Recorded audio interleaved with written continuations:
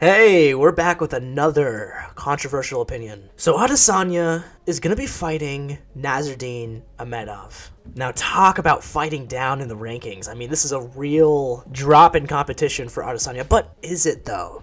Is it? I think out of all of the lower ranked middleweights, Nassourdine actually poses more of a threat than anyone in the lower rankings.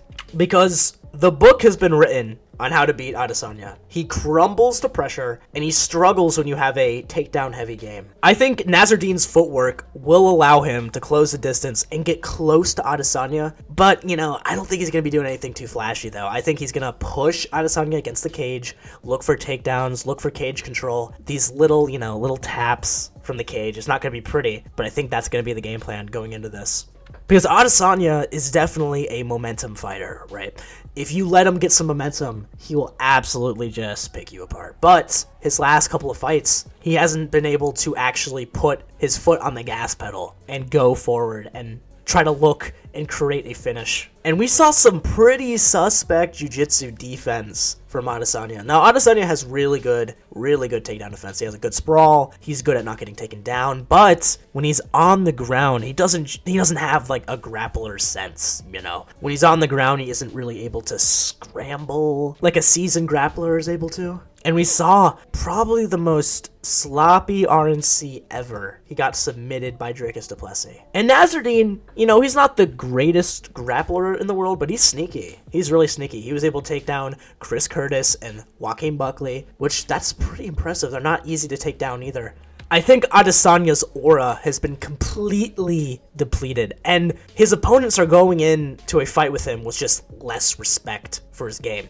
Because Adesanya has just slowed down a little bit, and his flaws are so obvious now. He doesn't have that aura of being like the dominant champion anymore. And look, even if Adesanya wins, I don't see him getting a finish. I don't think he's going to finish Nassourdine. And even if he wins, it's not going to be an impressive victory. But Nassourdine, I don't think he's going to have an impressive victory either. I think he's going to push him up against the cage. He's going to land a couple takedowns on Adesanya, have some submission attempts, eke by rounds, and then win a decision. The decision will probably be controversial. People will be like, oh, Adesanya won the decision. But Nassourdine will win. Now, to be fair, maybe I'm just underestimating Adesanya. Maybe I've forgotten. But honestly, I could see him winning. It's not impossible. But when you're a fighter that just keeps losing, right? And this is a unfortunate loss streak. Adesanya is getting up there in age. And will he have the same fire,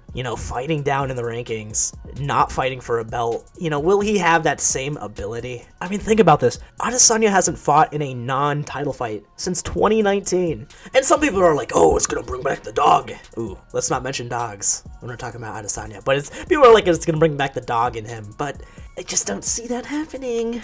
I think he's cooked. Utterly cooked, honestly. Think about this. Losing to Strickland and du Plessis in a row.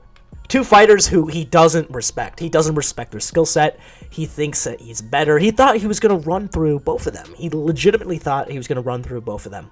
And he got dominated in both fights. Against Strickland, he got dominated. And against, du Plessis, he was a little competitive. But then he got finished. The first time he's ever been submitted in his career.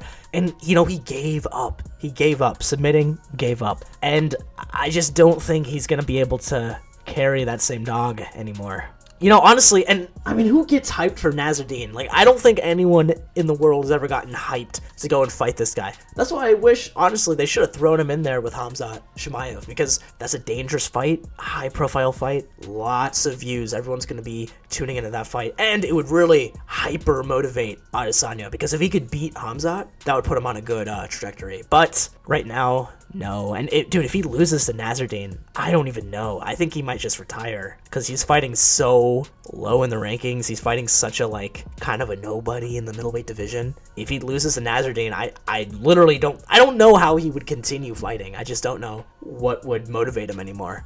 But hey, look, that's just my opinion. So don't be angry about my opinion. It's just what I think. But look, if you disagree with me, let me know in the comments down below. Thank you so much for watching this video. I hope you have a great rest of your day. Thank you so much for watching. Goodbye.